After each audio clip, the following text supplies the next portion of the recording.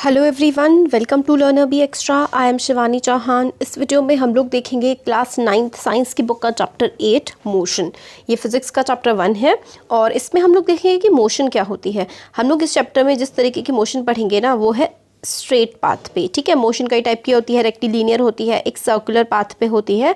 तो हम लोग इसमें देखेंगे मोशन का। अगर हम लोग लिटरल मीनिंग देखें तो इसका होता है चलना या फिर मूव करना, अपनी पोजीशन को, अपनी स्थिति को बदलना मोशन होता है। एवरीडे लाइफ में हम लोग बहुत सारे मोशन देखते हैं, जैसे कि बर्ड्स उड़ती हैं और फिश स्विम करती हैं, ब्लड फ्लो करता है हमारी बॉडी में, आर्टरीज और वेन्स में, atoms, molecule, planet, star, galaxy, हर चीज़ क्या है, मोशन में है। हम लोगों को मोशन में चीज़ें दिखती नहीं है। कई बार we often perceive an object to be in motion when its position changes with time. हम लोगों को कब लगता है कोई चीज़ मोशन में है? जब समय के साथ उसकी पोजीशन चेंज हो जाती है। बट ऐसी सिचुएशन भी होती हैं जहाँ पर इनडायरेक्ट एविडेंस मिलते हैं मोशन के। तो जैसे कि हम लोग हमें तो हवा तो हमें दिखती नहीं है, जैसे कार्टून्स में हवा बहती हुई दिखाते हैं, एक्चुअल में तो ऐसा होता नहीं है। तो हम लोग इन्फर कैसे करते हैं? हम लोगों को कैसे पता लगता है कि हवा मूव कर रही है, हवा चल रही है? तो कपड़े पड़े होते हैं तो वो हिल रहे होते हैं, पत्तियां हिलती हैं, चीज़ें हिल रही होती हैं, उससे हम लोग को पता लगता है कि जो है मोशन हो रहा है। फिर फिनोमिना जो होता है, सनराइज सनसेट होता है, सीजन्स बदलते हैं, वो किसकी वजह से होते हैं? क्योंकि हमारी अर्थ मूव कर रही होती है और इसीलिए, बट हम लोग डायरेक्टली नहीं देख पाते मगर अर्थ को मूव करते हुए, है ना, क्योंकि हम उस अर्थ पे हैं। हम भी सेम स्पीड से, जिस स्पीड से अर्थ मूव कर रही है, इसी स्पीड से हम लोग भी मूव कर रहे हैं, क्योंकि हम भी मूव कर रहे हैं, अर्थ भी मूव कर रही है। इसलिए हमें लगता है कि अर्थ और हम दोनों क्या हैं, स्टेशनरी हैं, एक ही जगह पर हैं। जब हम लोग की बस आगे या ट्रेन आगे बढ़ रही होती है तो हमें ऐसा लगता है कि ट्रीज जो है वो पीछे की तरफ जा रहे हैं, और जो बस तो मूव कर रही होती है मगर बस के अंदर बैठे हुए पैसेंजर्स क्या फील करते हैं खुद को, कि हम लोग तो रेस्ट में हैं। तो इसी तरीके से अलग अलग टाइप के वेरियस मोशंस होते हैं। तो मोशन काफ़ी ज़्यादा कॉम्प्लेक्स चीज़ है। कुछ ऑब्जेक्ट्स जो हैं वो स्ट्रेट लाइन में, बिल्कुल सीधी लाइन में मूव करते हैं और कुछ सर्कुलर पाथ में भी मूव करते हैं। तो काफ़ी सारी सिचुएशन होती हैं, कभी स्ट्रेट मूव करा फिर गोल घूम गए, फिर स्ट्रेट मूव करा फिर गोल घूम गए। तो अलग अलग सिचुएशंस होती हैं और अलग अलग ग्राफ्स बनते हैं अलग अलग मोशंस को डिस्क्राइब करने के लिए, है ना। तो अब हम लोग देखेंगे डिस्क्राइबिंग मोशन। तो हम लोगों ने क्या, मोशन क्या होता है, हम लोग ना क्या लेते हैं, कभी हमें मोशन को डिफाइन करना है ना, तो हम कहते हैं, जैसे कि एग्जाम्पल दिया गया है कि एक स्कूल है, वो 2 किलोमीटर नॉर्थ में है। 2 किलोमीटर ये रेलवे स्टेशन है, सपोज करिए, नॉर्थ हमेशा हम ऊपर की तरफ दिखाते हैं, और ये स्कूल है। स्कूल रेलवे स्टेशन से कितना दूर है? 2 किलोमीटर। ठीक है, तो हम लोगों ने कैसे दिखाया? हम लोगों ने स्कूल की पोजीशन बताई with respect to railway station. हम लोगों ने बताया स्कूल रेलवे स्टेशन से इतना दूर है। इस एग्जाम्पल में रेलवे स्टेशन हमारा रेफरेंस पॉइंट है। बताते हैं ना कि उस जगह से हम लोग ज़्यादातर जगहों की पोजीशन रेलवे स्टेशन के हिसाब से निकालते हैं कि रेलवे स्टेशन से वो प्लेस इतना दूर है, रेलवे स्टेशन से तो वो दूसरी जगह इतनी दूर है ना। तो रेफरेंस पॉइंट हमारा रेलवे स्टेशन होता है। हम लोग दूसरे रेफरेंस पॉइंट भी ले सकते हैं कि भाई उस स्कूल से मतलब केंद्रीय विद्यालय, सपोज करिए केवी से जो है वो विजन वैली स्कूल इतना दूर है, या फिर विजन वैली से जो है पोस्ट ऑफिस इतना दूर है। तो रेफरेंस पॉइंट कुछ भी हो सकता है, बट हम लोगों को किसी भी ऑब्जेक्ट की पोजीशन को बताने के लिए एक रेफरेंस पॉइंट लेना ज़रूरी होता है। रेफरेंस पॉइंट का मतलब होता है कोई भी चीज़ जिस जगह से हम लोग आगे का पोजीशन, आगे की डिस्टेंस बता सकते हैं, वो रेफरेंस पॉइंट होता है। और जनरली हम लोग उसको ओरिजिन बोलते हैं। ओरिजिन क्यों? क्योंकि हम लोग वहीं से तो स्टार्ट कर रहे हैं। आपका घर आपके लिए ओरिजिन है। आपका घर आपके स्कूल से कितना भी दूर हो सकता है, सपोज करिए 3 किलोमीटर दूर है, तो आपका घर आपके लिए ओरिजिन हो गया। ठीक है, तो और स्कूल से घर का डिस्टेंस 3 किलोमीटर का हो गया, तो आप 3 किलोमीटर मूव करेंगे। Moving along a straight line, अगर आप स्ट्रेट लाइन में मूव करते हैं तो किस तरीके से होता है? सबसे सिंपल मोशन होता है स्ट्रेट लाइन का। तो हम लोग सबसे पहले एक एग्जांपल से देखेंगे कि मोशन किस तरीके से होता है ऑब्जेक्ट में, अगर वो एक स्ट्रेट लाइन में होता है। तो हम लोग अगर अपनी जर्नी यहाँ से, अगर हम लोग ओ से स्टार्ट करें जर्नी, फिर हम सी पे जाएँ, फिर हम बी पे जाएं, फिर हम ए पे जाएं, है ना। तो ये जो मोशन हो रहा है, ये क्या हो रहा है? ये मोशन होता है स्ट्रेट लाइन का मोशन, है ना। तो ये स्ट्रेट लाइन मोशन हो गया। एट फर्स्ट ऑब्जेक्ट जब हम स्ट्रेट लाइन में मोशन कर रहे हैं तो सबसे पहले सी से पास होगा, फिर बी से पास होगा, फिर ए तक ये पहुंचेगा, देन इट मूव्स बैक, और अगर वो वापस आएगा तो ए से वो बी पे आएगा, बी से सी पे आएगा और सी से ओ पे आएगा। इस तरीके से जो है ऑब्जेक्ट मूव करता है। तो अब हमें यहाँ पर दो चीज़ें ज़रूरी हैं जाननी, एक होता है मैग्नीट्यूड, ठीक है, फिलहाल इसमें हम लोग देखेंगे मैग्नीट्यूड, और एक चीज़ हम देखेंगे डिस्प्लेसमेंट, ठीक है। तो मैग्नीट्यूड और डिस्प्लेसमेंट ये चीज़ें बहुत ही ज़्यादा इंपॉर्टेंट है इस चैप्टर के लिए, और आगे अब हम मैग्नीट्यूड और डिस्प्लेसमेंट काफ़ी ज़्यादा आगे के चैप्टर्स में पूरी फिजिक्स में इस्तेमाल करेंगे। तो मैग्नीट्यूड ऑफ डिस्प्लेसमेंट 35 किलोमीटर है। इसका मतलब क्या है? इसका मतलब ये है कि ये देखिए, यहाँ से ओ पॉइंट से सी पॉइंट तक जाने के लिए कितना डिस्टेंस ट्रैवल किया है? 25 किलोमीटर ट्रैवल किया है, ठीक है। और फिर उसके बाद अगर हम लोग देखें कि सी से हम लोग ए तक गए हैं तो कितना डिस्टेंस है? तो 60 माइनस 20, सी से अगर हम ए पे पहुंचना है तो हम 60 माइनस 25 कर लेंगे, है ना। तो क्या हो जाएगा? तो इसमें 5 माइनस 2 35। तो यहाँ से लेकर के यहाँ तक का डिस्टेंस कितना हो गया? 35 हो गया। तो डिस्प्लेसमेंट क्या होता है? पहले हम मैग्नीट्यूड देखते हैं। चलिए, मैग्नीट्यूड ऑफ डिस्प्लेसमेंट हो गया 35। डिस्प्लेसमेंट मतलब एक पॉइंट से दूसरे पॉइंट के बीच का डिस्टेंस, यानी कि एक पॉइंट से दूसरे पॉइंट के बीच में अगर हम जा रहे हैं ना तो वो चीज़ होती है डिस्प्लेसमेंट। और जो वैल्यू होती है कि कितना आप गए हैं, एक नंबर होता है। मैग्नीट्यूड हमेशा एक नंबर होता है। तो नंबर क्या है? कितना दूर गए हैं? 35 किलोमीटर गए हैं। तो ये 35 किलोमीटर मैग्नीट्यूड हो गया। और ये आपने जो इनिशियल पॉइंट से फाइनल पॉइंट पे मूव किया है, इनिशियल पॉइंट वो होता है जहाँ पर आप होते हैं, और जहाँ आपको जाना होता है वो फाइनल पॉइंट होता है। तो इन दोनों के बीच आप क्या कर रहे हैं? आप डिस्प्लेस कर रहे हैं, ठीक है। तो मैग्नीट्यूड ऑफ डिस्प्लेसमेंट 35 किलोमीटर हो गया। It is not equal to length of path. तो टोटल लेंथ क्या है पाथ की? 0 से लेकर के 60, यहाँ तो 60 किलोमीटर है, फिर 60 से हम लोग 35, है ना, ए से फिर हम लोग यहाँ पे वापस गए तो ये 35 हो गया। तो 60 प्लस 35 कितना हो गया? यहाँ पे हमारा एक तरह से 95 बन जाता है ना। तो अब हम लोग को ये चीज़ समझ में आती है कि we will notice that the magnitude of the displacement for a course of motion may be 0 but the corresponding distance covered it's not 0। तो आपको एक बात बहुत इंपॉर्टेंट है, मैग्नीट्यूड 0 हो सकता है। अब कैसे हो सकता है ये समझते हैं। आप इस पॉइंट, ये पॉइंट ए मान लीजिए और ये पॉइंट मान लीजिए बी। आप ए से बी पॉइंट पे गए, ए आपका इनिशियल पोजीशन है और बी आपकी फाइनल पोजीशन है, ठीक है। तो इनिशियल पोजीशन से फाइनल पोजीशन का जो मूवमेंट होता है ना उसको हम लोग डिस्प्लेसमेंट कहते हैं। बट अगर आप लोग इस बी पॉइंट से वापस ए पॉइंट पे आ गए ना तो आपका डिस्प्लेसमेंट 0 हो गया, क्योंकि आप इनिशियल पोजीशन पे थे और अब वापस इनिशियल पोजीशन पे ही आ गए हैं। तो इसका मतलब आपका डिस्प्लेसमेंट 0। आप स्कूल से घर आए, नहीं यहाँ से देखिए, आप घर से स्कूल गए तो आपका ये डिस्प्लेसमेंट हो गया। बट आप स्कूल से वापस घर आ गए तो आपका डिस्प्लेसमेंट क्या हो गया? आपका डिस्प्लेसमेंट हो गया 0। तो displacement can be 0 but distance can not be 0। आपका घर है, फिर आपका स्कूल है, आपके घर और स्कूल में 3 किलोमीटर का डिस्टेंस है सपोज करिए। तो आपने घर से स्कूल जाने में 3 किलोमीटर ट्रैवल किए, फिर जब आप स्कूल से घर आएंगे तो आप फिर से 3 किलोमीटर ट्रैवल करेंगे। तो आपका डिस्टेंस ट्रैवल कितना हो गया? डिस्टेंस ट्रैवल हो गया आपका 3 + 3 6, यानी कि 6 किलोमीटर आपने डिस्टेंस ट्रैवल किया है। बट आपका डिस्प्लेसमेंट 0 है। क्यों? क्योंकि आप इनिशियल पॉइंट से फाइनल पॉइंट पे गए और फाइनल पॉइंट से वापस इनिशियल पॉइंट पे आ गए। मतलब आप फाइनल रिजल्ट जब देख रहे हैं तो आप दोबारा से इनिशियल पोजीशन पे ही हैं।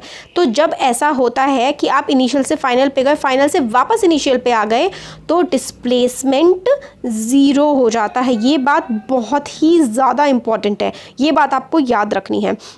और दोनों के दोनों डिस्प्लेसमेंट हो गया या डिस्टेंस हो गया, ये फिजिकल क्वांटिटीज़ हैं। मगर डिस्प्लेसमेंट और डिस्टेंस में क्या होता है? डिस्टेंस में टोटल पाथ कवर्ड, मतलब टोटल कितना पाथ हुआ है ना, टोटल आपने कितना मूव किया है वो आप डिस्टेंस में मेजर करते हैं। बट डिस्प्लेसमेंट में आप सिर्फ इनिशियल पोजीशन से फाइनल पोजीशन के बीच में कितना गए हैं वो ही माना जाता है, सिर्फ और सिर्फ, ठीक है। अब ये हो गया distance covered by an object.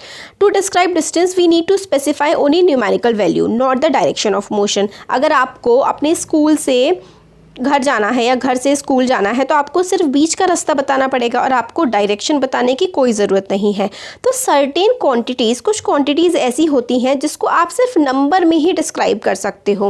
Numerical value of physical quantity is its magnitude. जो नंबर होता है ना, न्यूमेरिकल वैल्यू नंबर, वो किसी भी क्वांटिटी का, किसी भी चीज़ का क्या होता है, मैग्नीट्यूड होता है। जैसे कि आपका वेट, आपका वेट आपके लिए क्या हो गया, मैग्नीट्यूड हो गया। आपके वेट की कोई डायरेक्शन नहीं है, वो सिर्फ एक नंबर है ना, तो वो क्या हो गया, मैग्नीट्यूड हो गया।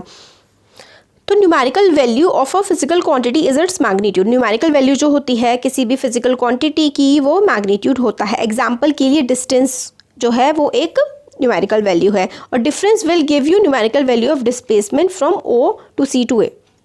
तो देखिए डिस्प्लेसमेंट इनिशियल से फाइनल पोजीशन का ही होता है, ये आप समझ लीजिए। तो डिस्प्लेसमेंट क्या हो गया, the shortest distance measured from initial to final position of an object is known as displacement. सबसे छोटा डिस्टेंस जो कि इनिशियल से फाइनल पोजीशन के बीच में किसी ऑब्जेक्ट के होता है वो डिस्प्लेसमेंट होता है। तो शॉर्टेस्ट डिस्टेंस होता है, सबसे छोटा से छोटा डिस्टेंस जो हो सकता है ना इनिशियल और फाइनल पोजीशन के बीच में, उसको ही हम डिस्प्लेसमेंट बोलते हैं। वेरी वेरी इंपॉर्टेंट, बिल्कुल दिमाग में बसा लीजिए इसको। और can magnitude of displacement be equal to distance travel by an object. हो सकता है, मैग्नीट्यूड और डिस्प्लेसमेंट बराबर हो सकते हैं ना। आप अपने ए जगह से, आप अपने प्लेग्राउंड से आप अपने घर चले गए बस, तो आपने डिस्टेंस भी इतना ही ट्रैवल किया और आपका मैग्नीट्यूड भी यही हो गया। आप दोबारा प्लेग्राउंड में नहीं जाएंगे, तो मतलब आपने रिवर्स नहीं किया। तो अगर आप एक पोजीशन से दूसरी पोजीशन पे जा रहे हैं और फिर वापस पहली वाली पोजीशन पे नहीं आ रहे हैं, तो डिस्प्लेसमेंट और मैग्नीट्यूड, सॉरी डिस्प्लेसमेंट और आपका डिस्टेंस कवर्ड बिल्कुल सेम हो जाएगा, है ना।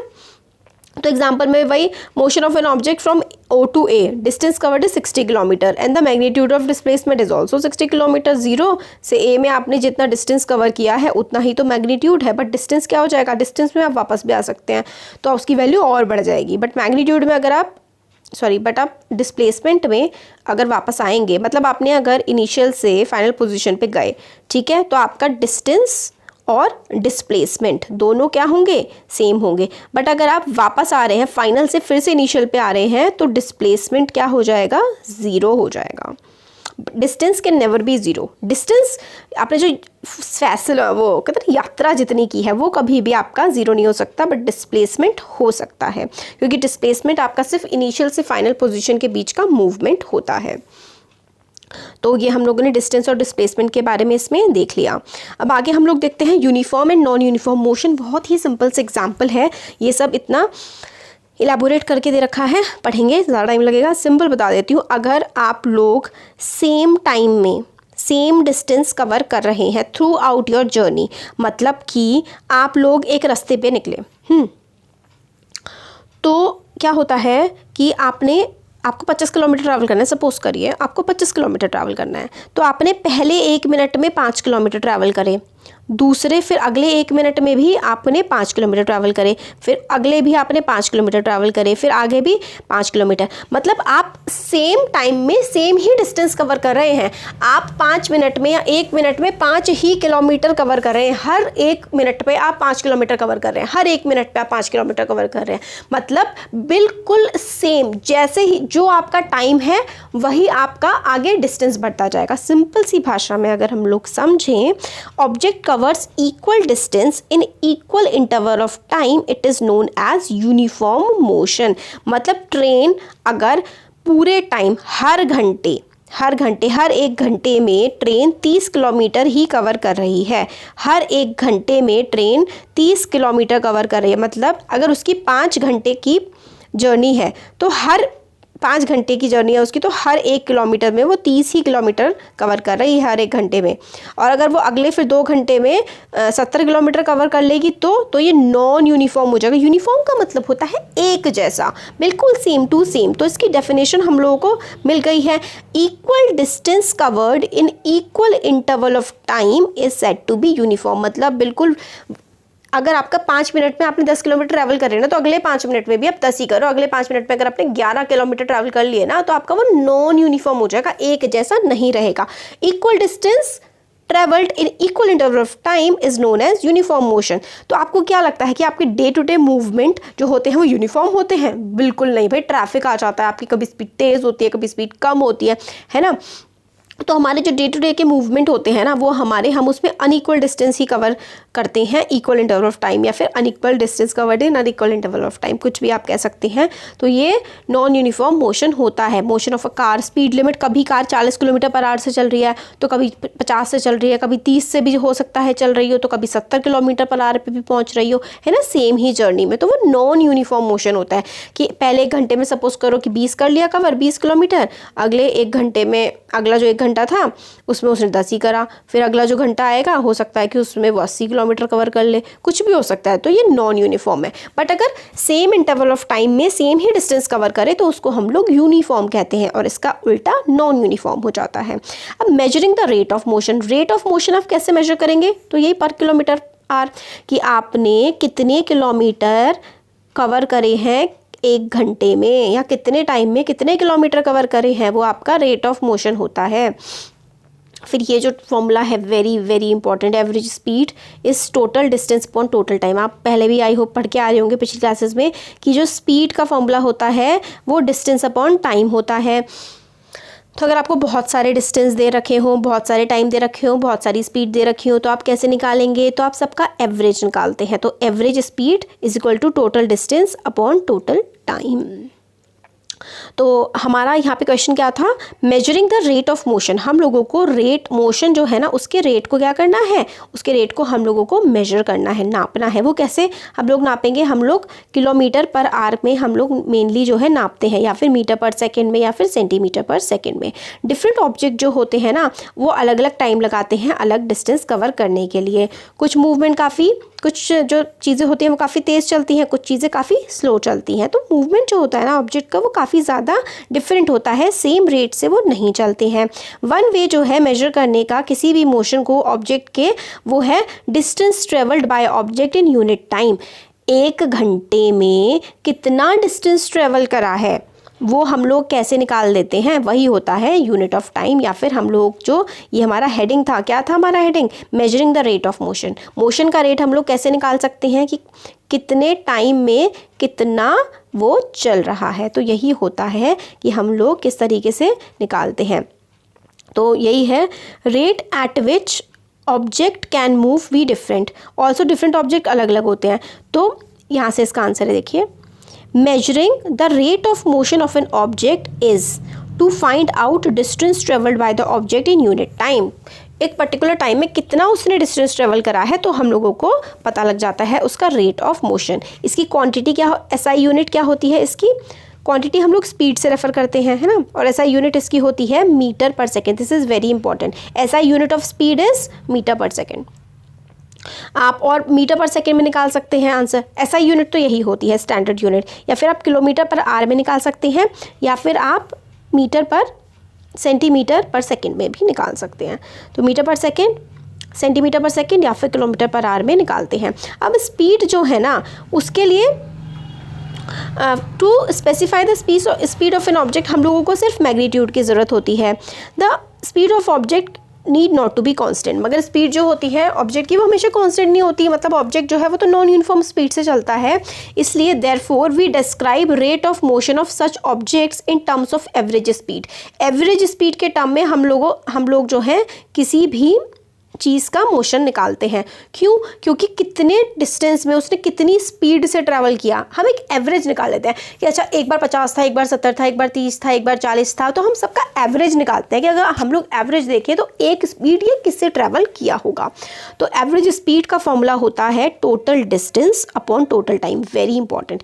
स्पीड को हम लोग वी से, ठीक है, स्पीड का सिंबल जो है वी है, और हम लोग थोड़े डिस्टेंस का ना इन्होंने गलत ही सिंबल ले रखा है, सही बता रही हूँ, मेरे को तो लगता था डी होना चाहिए, बट हमारे जो एस्ट्रोनॉमिकल यूनिट्स वगैरह निकालते हैं साइंटिस्ट हैं, उन्होंने जो डिस्टेंस का है ना सिंबल वो एस ले रखा है, ठीक है। ऑब्जेक्ट जो है ना वो डिस्टेंस उसका हम एस से लेते हैं, टाइम टी से लेते हैं, और स्पीड हम वी से लेते हैं।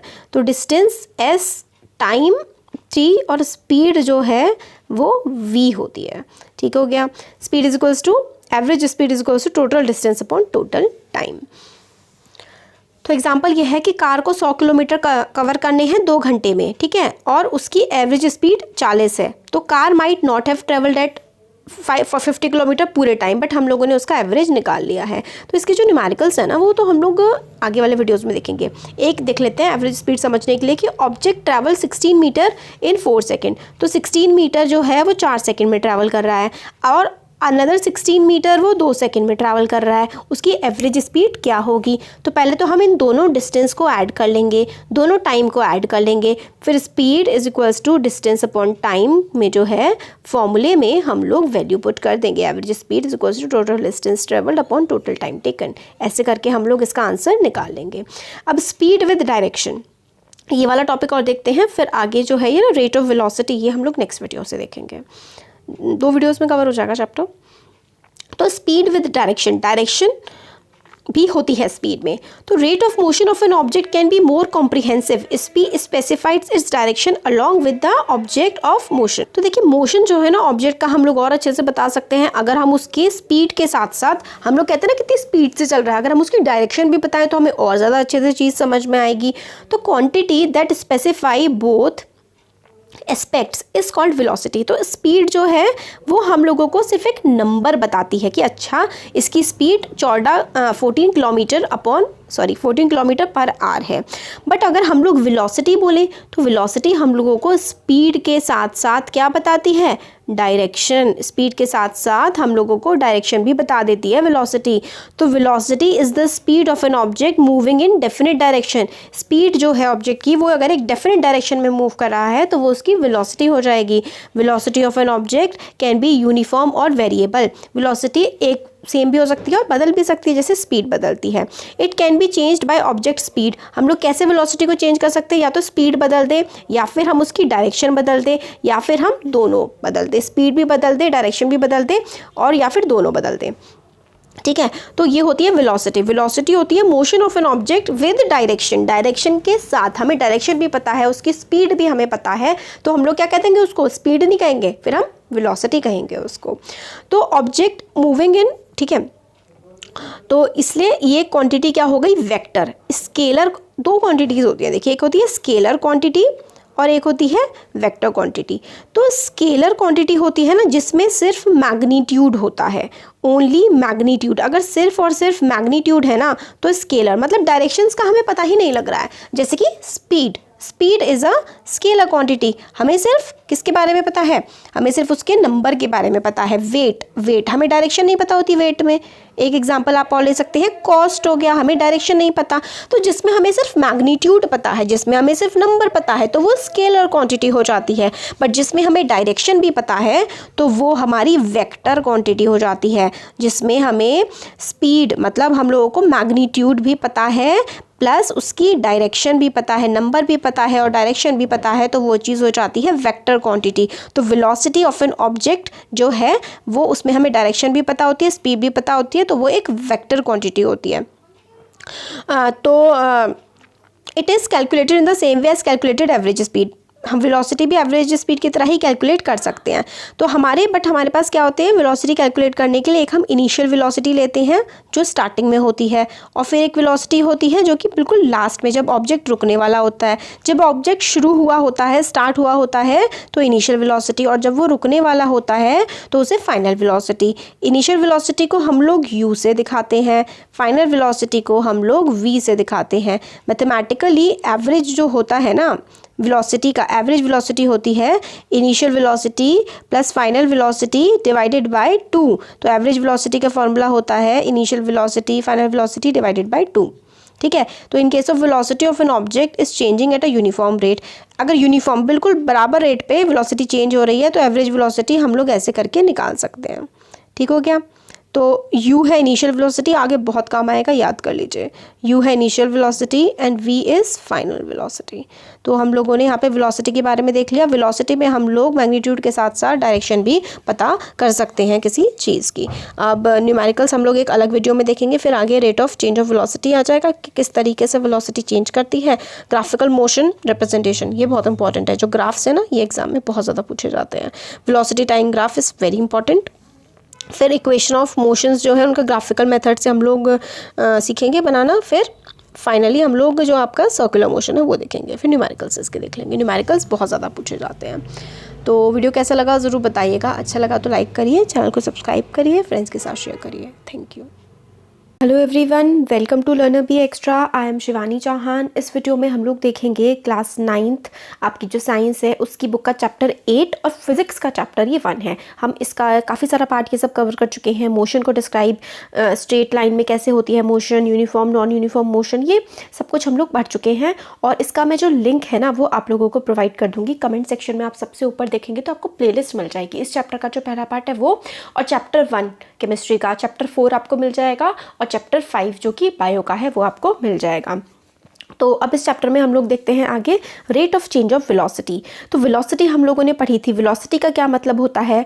वेलोसिटी का मतलब होता है कि मोशन, ठीक है, जो आपकी स्पीड है, स्पीड में क्या होती है? सिर्फ और सिर्फ मैग्नीट्यूड होता है, कि मतलब कि स्पीड क्या है कि 23 किलोमीटर पर आवर ये स्पीड है। बट अगर हम लोगों को स्पीड की डायरेक्शन भी पता होती है कि किस दिशा में ये जा रही है, तो उस चीज़ को हम लोग वेलोसिटी बोल देते हैं।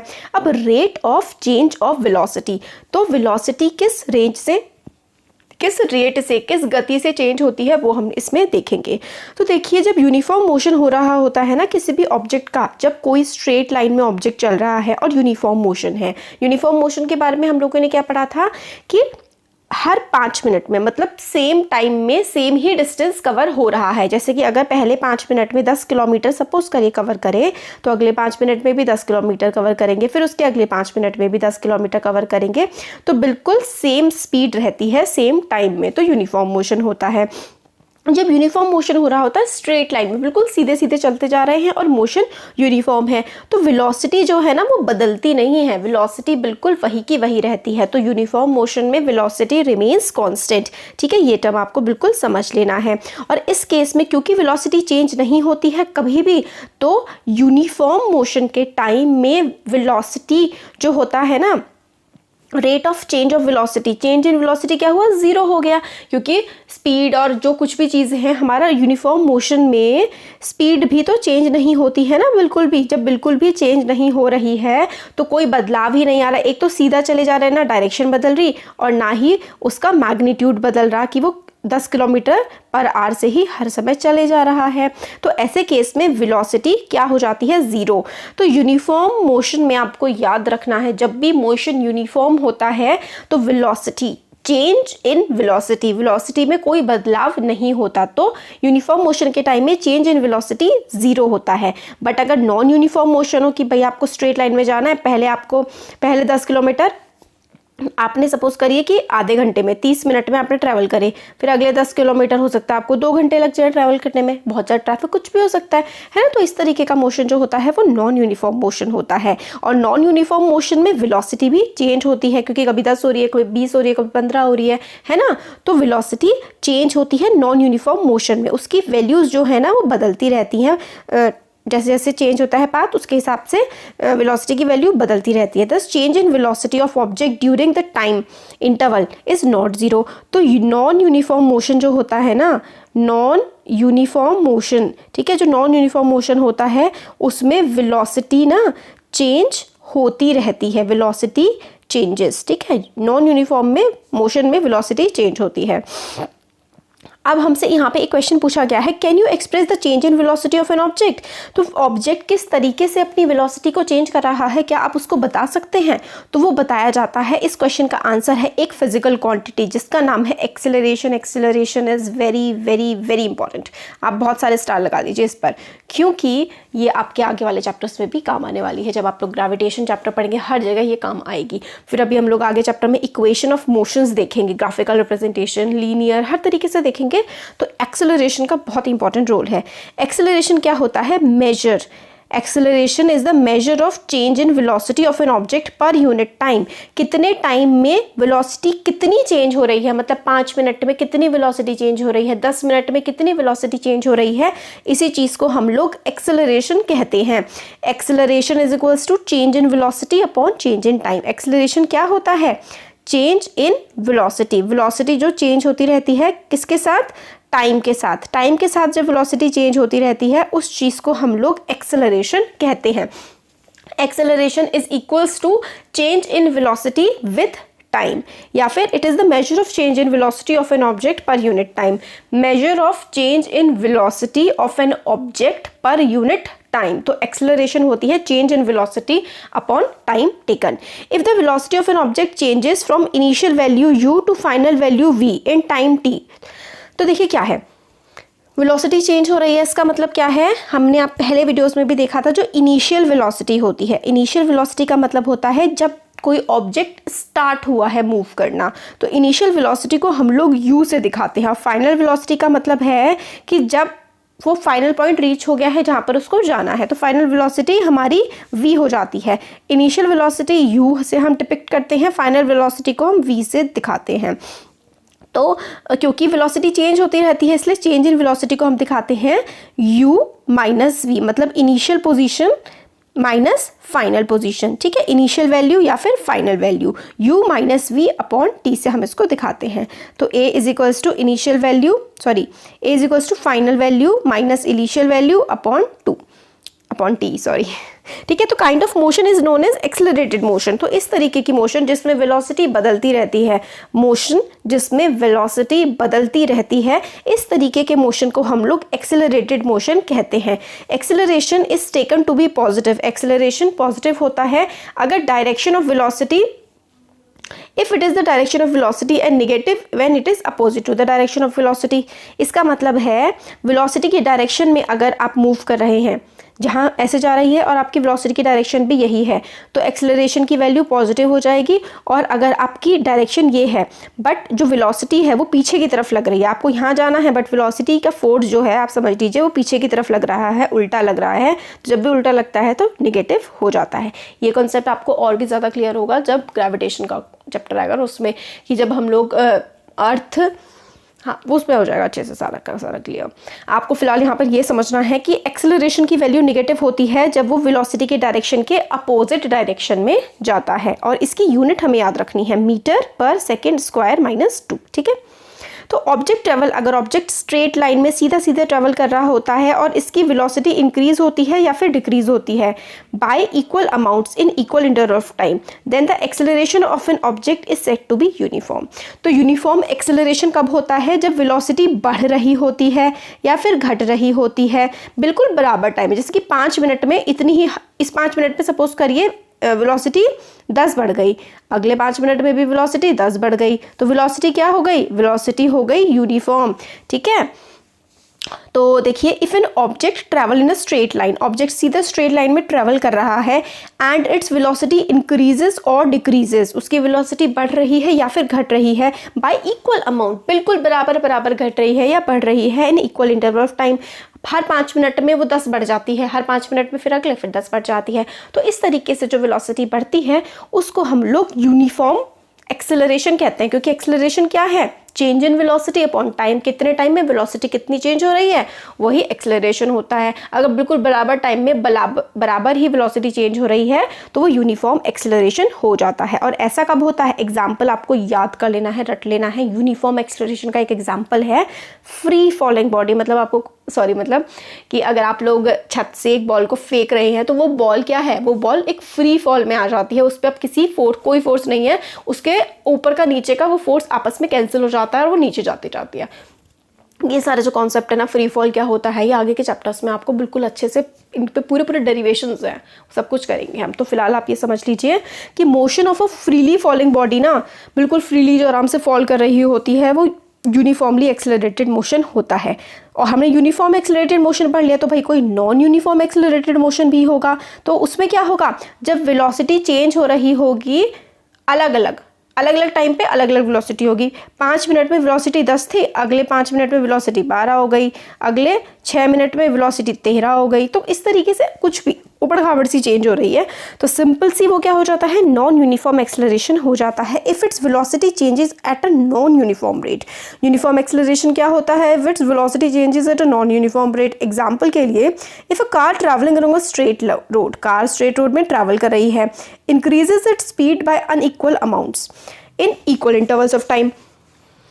मतलब कार ट्रैवल कर रही है स्ट्रेट रोड पर और उसकी स्पीड जो बढ़ रही है ना वो इक्वल अमाउंट्स में बढ़ रही है। जैसे 10 मिनट में सपोज +30 स्पीड बढ़ गई, फिर अगले 10 मिनट में +50 बढ़ गई, है ना। तो इस speed bye unequal amount in equal interval of time. तो इंटरवल ऑफ टाइम क्या है, बराबर है बिल्कुल 10 हर 10 मिनट में, बट स्पीड जो है ना कभी 30, कभी 35, तो कभी 40, तो कभी 41, इस तरीके से चेंज होती जा रही है स्पीड। तो इस तरीके का जो मोशन होता है ना वो नॉन यूनिफॉर्म एक्सेलरेशन होता है। तो आप यूनिफॉर्म याद कर लीजिए। यूनिफॉर्म का एग्जाम्पल फ्री फॉल है और उसका just opposite equal interval of time में इक्वल वेलोसिटी चेंज हो रही है तो यूनिफॉर्म, और इक्वल इंटरवल ऑफ टाइम में अनइक्वल वेलोसिटी चेंज हो रही है तो वो नॉन यूनिफॉर्म हो जाएगा। अब हम लोग क्या करते हैं इस वीडियो में, हम लोग ये देखते हैं rate of change of velocity. और अब क्या है ना, देखिए आगे जो है ये पार्ट आपके चैप्टर का बहुत ही क्रूशियल पार्ट है। एग्जाम में सबसे ज़्यादा क्वेश्चंस यहीं से आते हैं, ग्राफिकल रिप्रेजेंटेशन ऑफ मोशन। और इसमें भी हम लोग जो ये देखेंगे ना वेलोसिटी टाइम ग्राफ्स बहुत ही ज़्यादा इंपॉर्टेंट है और इसके भी काफ़ी अच्छे खासे वीडियोस बन जाएंगे क्योंकि बहुत इंपॉर्टेंट है। मैं चाहती हूँ मैं आपको बिल्कुल अच्छे से एक एक चीज़ समझाऊं। तो इस वीडियो में अभी हम लोग ये वाला पार्ट देख लेते हैं, यूनिफॉर्म सर्कुलर मोशन। तो सिंपल सी चीज़ है, इसमें बहुत ही सिंपल सा कॉन्सेप्ट लगता है, बहुत ही ज़्यादा लैंग्वेज बना रखी है इन्होंने, बट सिंपल सा कॉन्सेप्ट ये लग रहा है कि जब वेलोसिटी चेंज होती है ना, When a velocity of an object changes, जब वेलोसिटी किसी ऑब्जेक्ट की चेंज होती है। अगर आपको अब तक समझ में आ गया है वेलोसिटी क्या होती है तो प्लीज़ कमेंट सेक्शन में ज़रूर बता देना मुझे। तो when velocity of an object changes, जब किसी ऑब्जेक्ट की वेलोसिटी चेंज होती है हम कहते हैं that the object is accelerating। मतलब वेलोसिटी चेंज हो रही है तो ऑब्जेक्ट एक्सेलरेट होता है। वेलोसिटी कैसे चेंज हो सकती है, या तो उसकी स्पीड बदल दो या फिर उसका टाइम बदल दो। The change in velocity could be due to change in magnitude. Magnitude मतलब उसका नंबर बदल गया, +20 हो गया, 30 हो गया, या फिर उसकी हमने डायरेक्शन बदल दी, या तो हमने डायरेक्शन बदल दी या फिर हमने मैग्नीट्यूड बदल दिया। चेंज इन मैग्नीट्यूड और change in direction can change velocity. तो वेलोसिटी चेंज हो जाएगी। एग्जाम्पल हमें दे रखा है, ये 4 एग्जाम्पल हैं। तो देखिए क्या है ना, इसमें एक रेक्टेंगल है और एक हमारा हेक्सागन है, एक हमारा ऑक्टागन है और एक हमारा सर्कुलर ट्रैक है। तो motion of the athlete along these tracks of different shape, अलग अलग ट्रैक जो हैं उसके अलग अलग शेप्स हैं, है ना। तो हम लोग कंसिडर करते हैं जो रेक्टेंगल वाला है, ठीक है। इसमें हमें एथलीट जो है रेक्टेंगुलर ट्रैक में जब मूव कर रहा है तो runs at a uniform speed. हम लोग अज्यूम कर रहे हैं, हम लोग मान के चल रहे हैं कि एथलीट जो है ना वो यूनिफॉर्म स्पीड में मूव कर रहा है। यूनिफॉर्म स्पीड मतलब इक्वल डिस्टेंस कवर कर रहा है इक्वल टाइम पीरियड में। तो सपोज करिए वो ऐसे करके है, अब स्ट्रेट पाथ्स में घूम रहा है, ठीक है। In order to keep himself on track, वो खुद को अगर उसको ट्रैक पे रखना है तो उसको कॉर्नर्स पे, जब वो किनारों पे पहुंचेगा तो अपनी डायरेक्शंस को चेंज करना पड़ेगा, है ना। कितनी बार उसको चेंज करना पड़ेगा, अगर वो रेक्टेंगुलर पाथ में भाग रहा है तो उसको 4 बार, जितने भी कोने होंगे उतनी बार एथलीट को अपनी डायरेक्शन को चेंज करना पड़ेगा, है ना। तो अब हमें ये पता लग गया जितने भी कोने होंगे उतनी बार एथलीट को डायरेक्शन चेंज करनी पड़ेगी। तो हेक्सागन में 1 2 3 4 5 6 बार एथलीट को अपनी डायरेक्शन चेंज करनी पड़ेगी। इसी तरीके से ऑक्टागन में गिन लीजिए जितने भी कोने हैं उतनी ही बार अपनी डायरेक्शन उसको चेंज करनी पड़ेगी एथलीट को। बट अगर कोई सर्कुलर पाथ हो तो सर्कुलर पाथ में क्या होगा, if athlete moves with a velocity of constant magnitude along with the circular path, the only change in his velocity is due to change in direction of motion।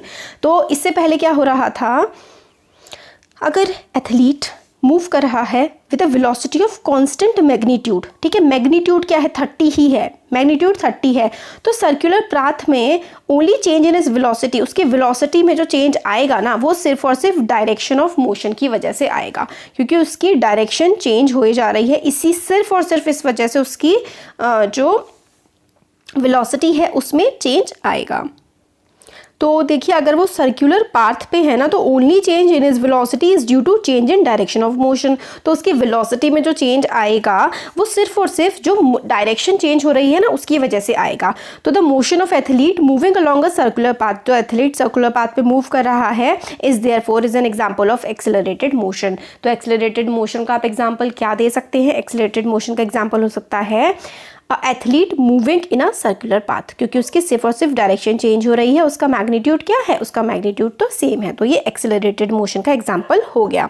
तो हमें पता है circle की circumference होती है 2πr, ठीक है। और अगर एथलीट t टाइम में मूव कर रहा है तो सर्कुलर पाथ में तो उसकी स्पीड क्या होगी, speed is equals to 2πr/2, 2πr/t। क्यों, क्योंकि 2πr ये तो डिस्टेंस कवर्ड है और कितने टाइम में कर रहा है वो हम ये लोग लिख देंगे, है ना। तो speed is equals to distance upon time. Distance क्या है उसका 2πr है और टाइम तो हमारे पास t है जो भी टाइम होगा। तो when an object moves in a circular path with uniform speed its motion is known as uniform circular motion.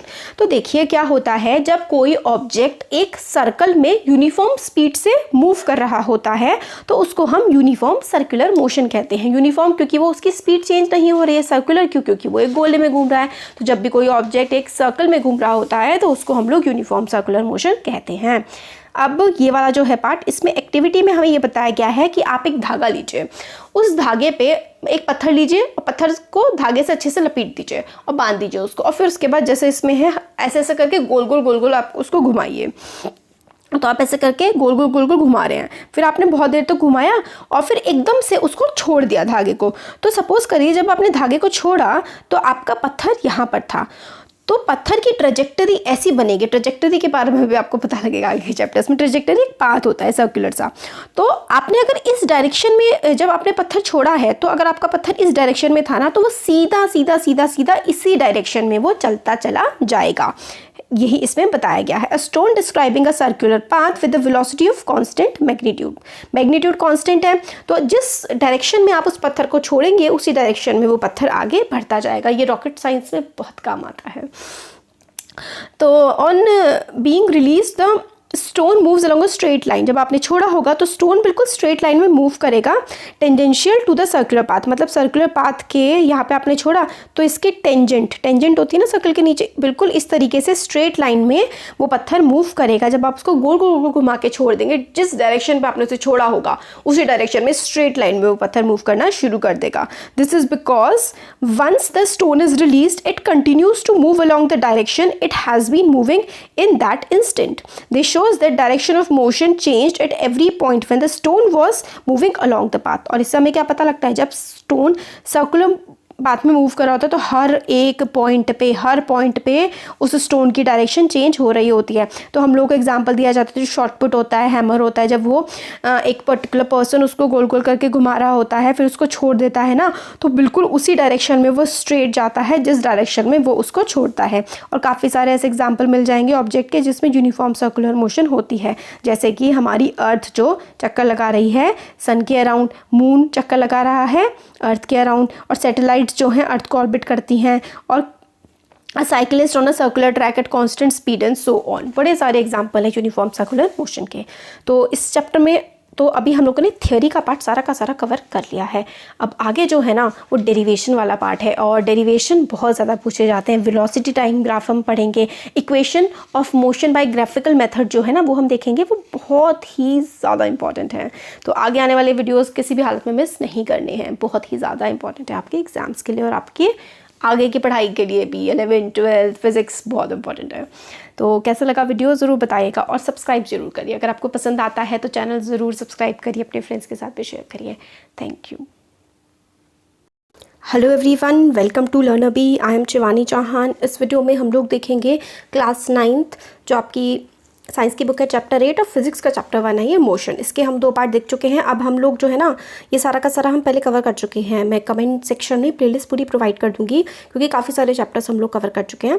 अब आगे जो है ना, अब इस चैप्टर का सबसे ज़्यादा इंपॉर्टेंट पार्ट जो है हम वो देखने वाले हैं, और वो है जो ग्राफिकल रिप्रेजेंटेशन होता है ना मोशन का। मतलब हम मोशन को जो हम चल रहे हैं इसको हम लोग ग्राफ में कैसे रिप्रेजेंट कर सकते हैं। तो जैसे कि आप लोगों ने टीवी में जब मैच देखते होंगे तो इस तरीके के बार ग्राफ्स आते हैं कि कितने रन हैं, कितने ओवर में, है ना, बार ग्राफ्स बनाए हैं। बट जो मोशन और टाइम डिस्टेंस टाइम ग्राफ होता है ना, ये हम लोग ना लाइन ग्राफ की हेल्प से बनाते हैं इसको। तो लाइन ग्राफ जो है किसी एक फिजिकल क्वांटिटी पर डिपेंड करता है, जैसे कि एक तरफ आप डिस्टेंस ले लेंगे और एक तरफ आप टाइम ले लेंगे। फिर जैसे जैसे डिस्टेंस चेंज होता रहेगा, जैसे जैसे टाइम चेंज होता रहेगा, उसके बेसिस पे आप एक लाइन की फॉर्म में ग्राफ बनाते रहेंगे। तो देखिए डिस्टेंस टाइम ग्राफ होता है द चेंज इन पोजीशन।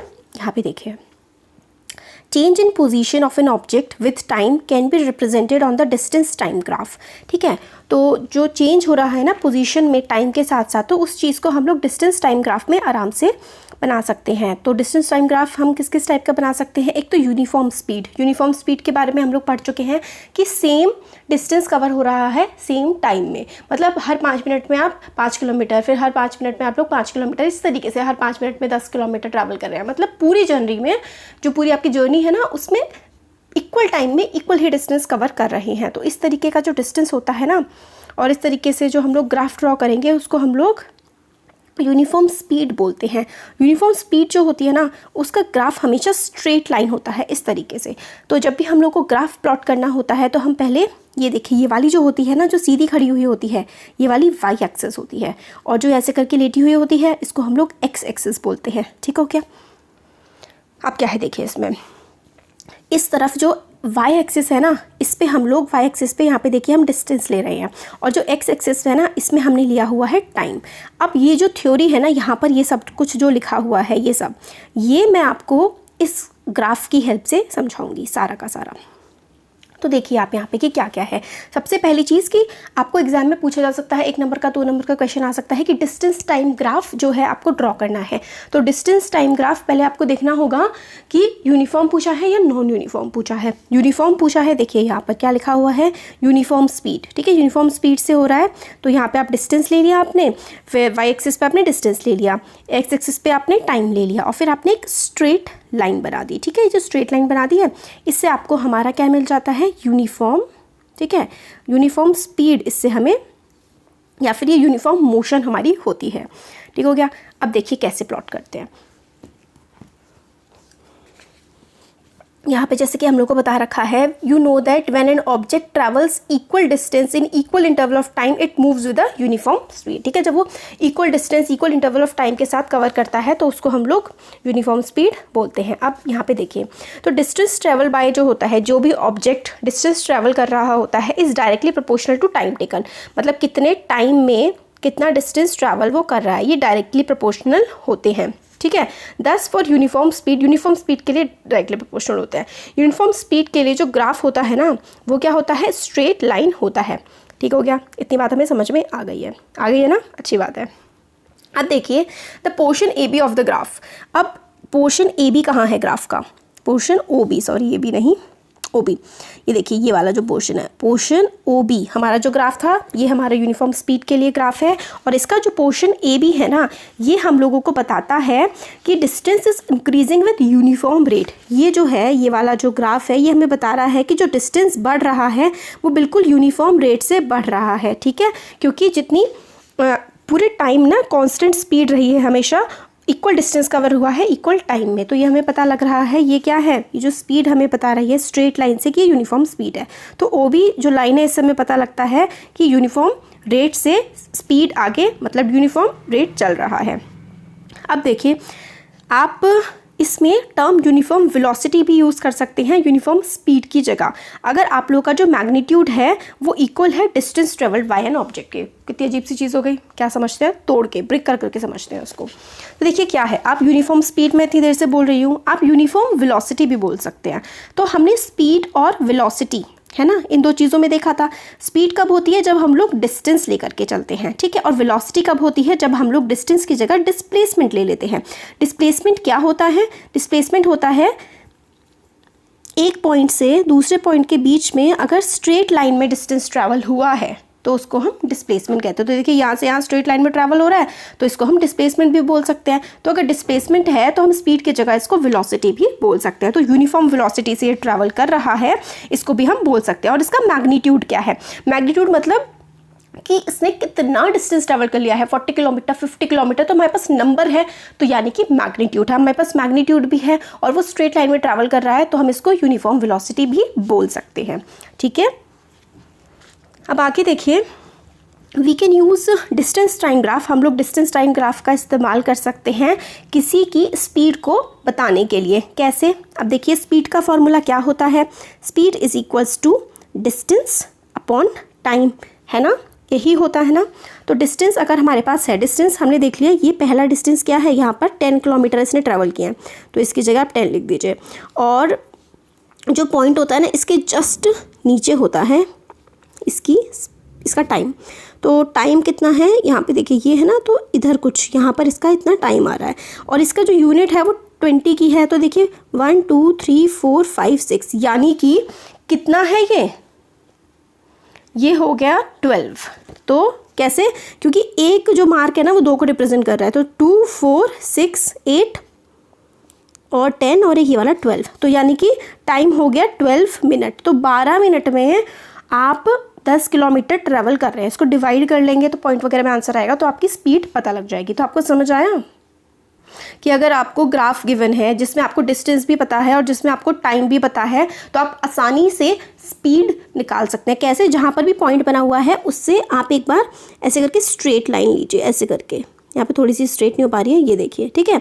और इसके नीचे ये यहाँ पे ऐसे करके जा रही है, तो बस जो ये वाला जो पॉइंट है ना, यहाँ पे ये हमारा क्या हो गया, डिस्टेंस हो गया, और यहाँ पे ये भी जो होगा टाइम हो जाएगा।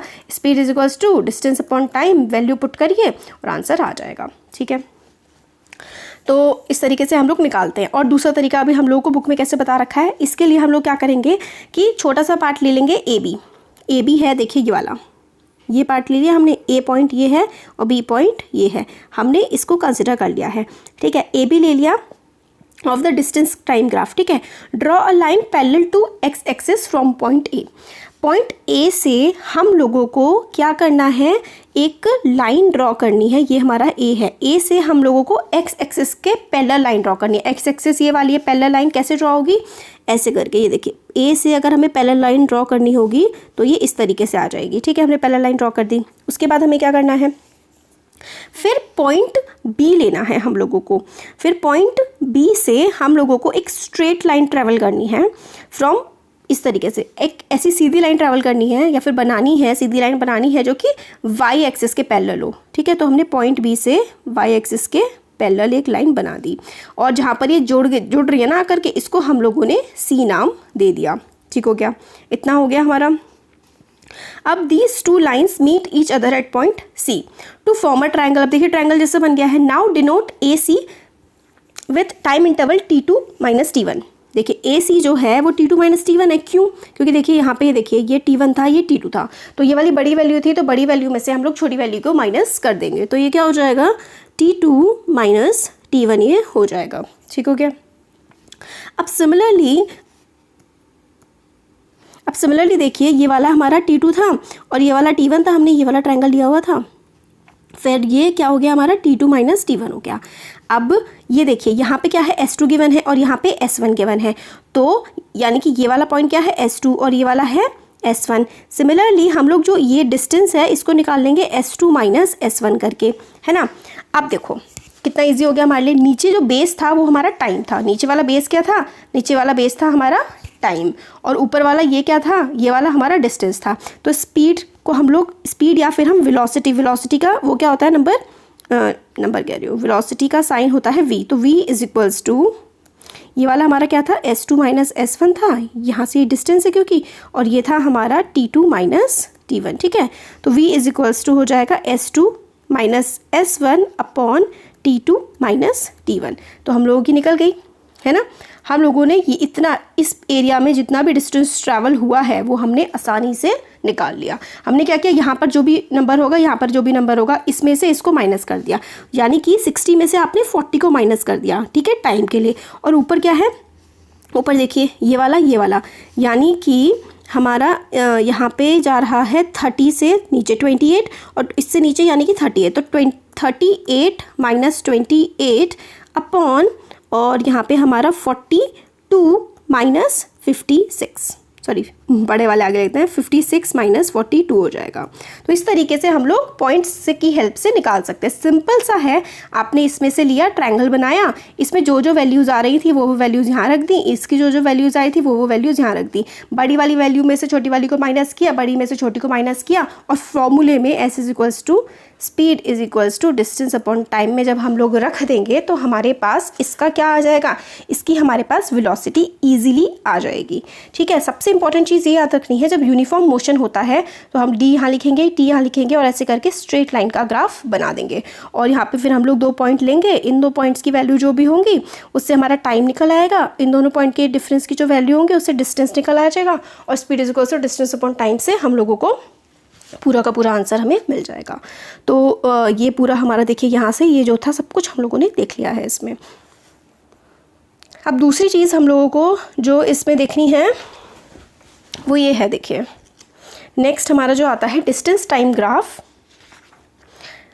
For a car moving with non uniform speed.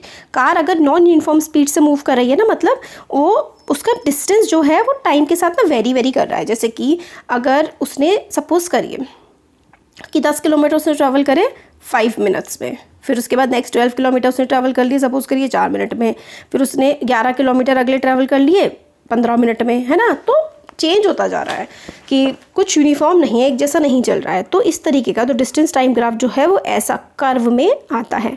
Curve में क्यों आता है? क्योंकि टाइम अलग अलग हो रहा है, डिस्टेंस अलग अलग हो रहा है ना, तो ऐसे कर्व जैसा ग्राफ हमारा आता है। तो यहाँ पे ये देखिए कि nature of this graph shows non linear variation of the distance travelled by the car with time.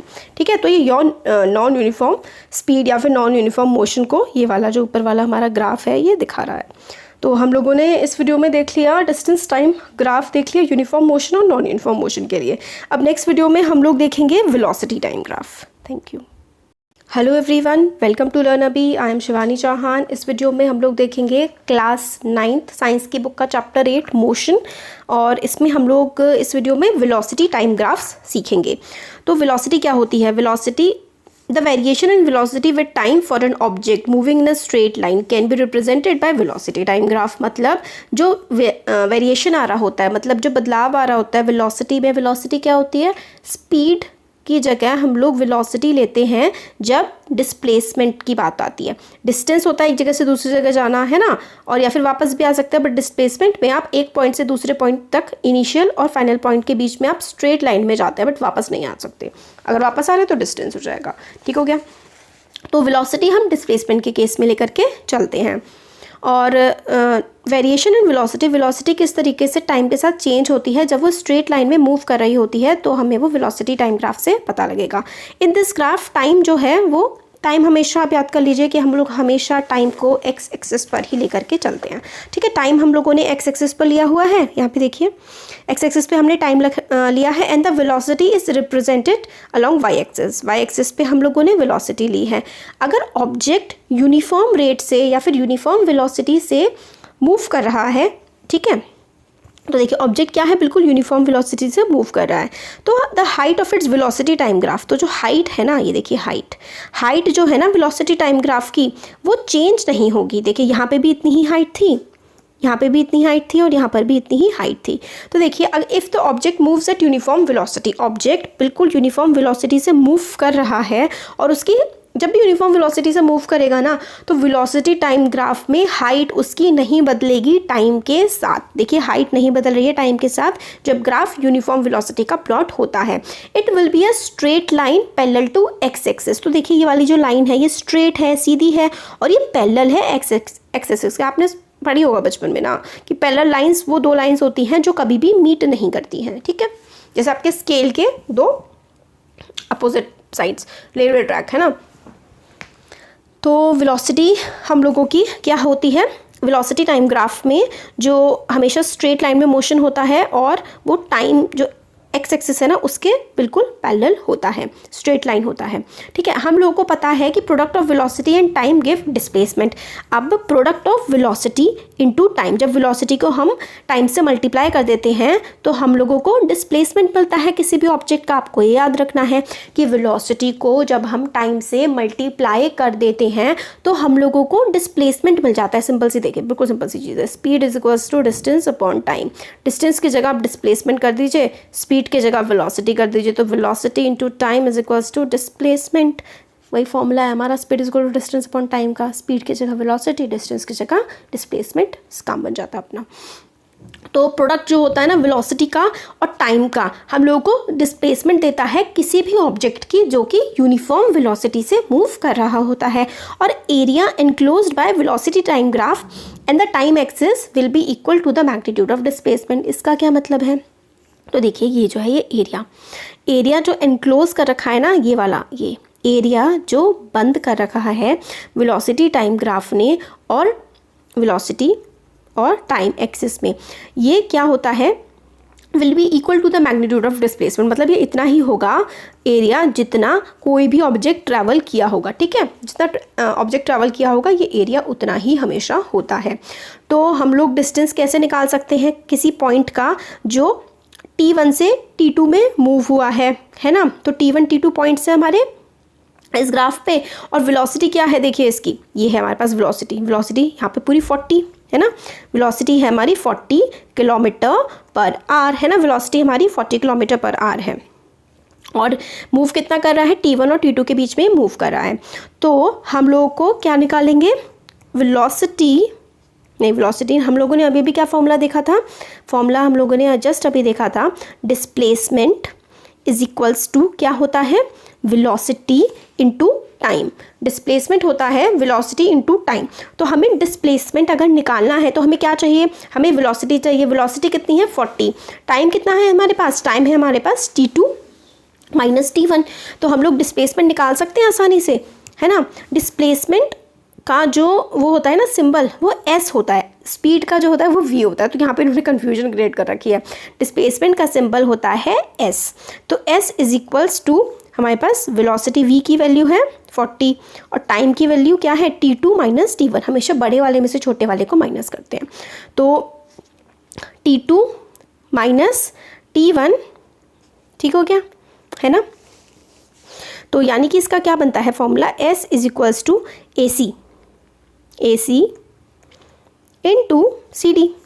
AC ये वाली चीज़ आ जाएगी, ये 40 है ना, यहाँ से देखिए ये 40 है, और CD ये वाली चीज़ आ जाएगी, AC is equals to CD। तो यानी कि ये क्या हो जाएगा 40 into T2 minus T1 kilometre. ठीक हो गया।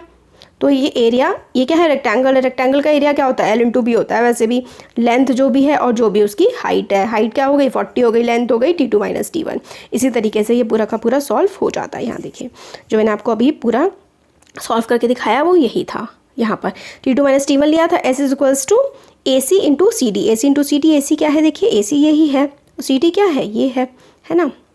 तो AC इंटू CD हो गया, और 40 ले लिया AC और T2 माइनस T1, और किलोमीटर पर आर है ना, ये यूनिट है, ये जो है ना ये यूनिट है, ये H हो गया, ये किलोमीटर पर आर है। किलोमीटर पर आर यूनिट होती है स्पीड की, और ये जो H है वो R है, घंटा वो वाला घंटा नहीं, टाइम वाला। T2 माइनस T1 जो है वो टाइम R की यूनिट है, तो ये यूनिट लिखी हुई है। तो इस तरीके से एरिया ऑफ रेक्टेंगल हम लोगों को डिस्टेंस उसका बता देता है। तो इसमें आगे हम बताते हैं कि हम लोगों ने यूनिफॉर्म एक्सेलरेटेड मोशन के बारे में भी पढ़ा है। एक्सेलरेटेड मोशन क्या होती है, जो हमारी वेलोसिटी चेंज हो रही होती है टाइम के साथ, ठीक है, उसको हम लोग एक्सेलरेटेड मोशन कहते हैं। तो वेलोसिटी टाइम ग्राफ को प्लॉट करके हम लोग एक्सेलरेटेड मोशन भी बना सकते हैं। तो हम लोग को ऐसे, जैसे कि सपोज करिए कार है जो कि एक सीधी लाइन में चल रही है, ठीक है, फिर सपोज पर्सन जो उसमें बैठा हुआ है वो वेलोसिटी उसकी रिकॉर्ड कर रहा है हर 5 सेकंड के लिए।